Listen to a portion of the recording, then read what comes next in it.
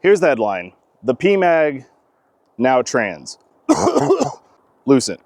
Sorry, that was part bit, part I'm actually still getting over COVID. So you'll have to forgive me on that. But I couldn't wait. I was too excited. Magpul finally released the TMAG after about a 7-month wait from the teaser video. They may have blew their load a little too early, but that's okay. I understand.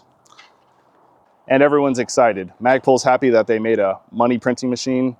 Reddit's too busy drinking alcohol out of theirs, and everyone else is either waiting on shipping notifications or back in stock notifications, which sucks. Either way, while you're waiting, let's take a quick look at the TMAG and see if it lives up to the hype. Spoilers, it basically does. So, Magpul calls this color the ODT, or olive drab translucent.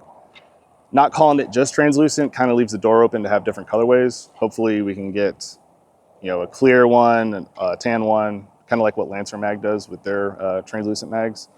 If you look down here, we have different Magpul products that are desert tan, or coyote.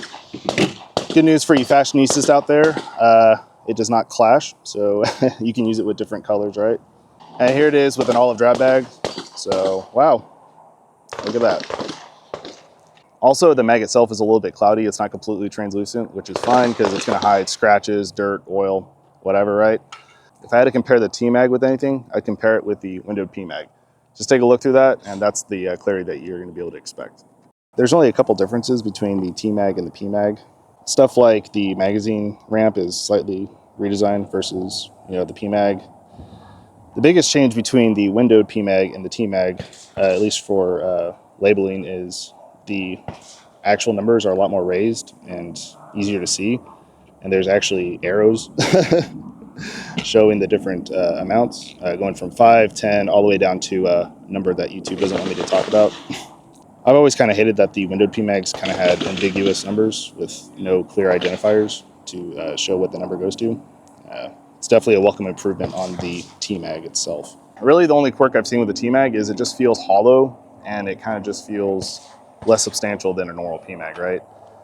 Compared to a Gen 3 PMAG non-windowed, I think it's about ½ an ounce less weight, and you can definitely feel it.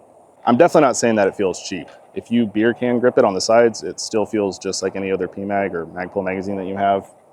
It's just from the sides, it definitely flexes more if you squeeze it. I don't know if it's because of the polymer itself or because that there's no ribbing like on the other Magpul magazines, but it just feels kind of more bendy, right? It's also a lot louder when empty compared to other PMAGs, right? Like, I just feel the magazine spring constantly vibrating if I'm handling it, compared to a PMAG. Just feels more sturdy, I guess.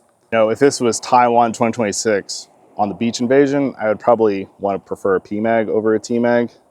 But out here on the range, this is more than capable, I think, to be able to handle anything that you can throw at it, right? Looking at the drop test, it kind of handles just like a PMAG. I'm able to step on it, no problems, anything like that. It's definitely good to go. All in all, I think the hype is real. These things are pretty badass. They can handle anything. You can pretty much throw at them at the range. So I would go ahead and get one, right? Have a good day. COVID sucks. Godspeed.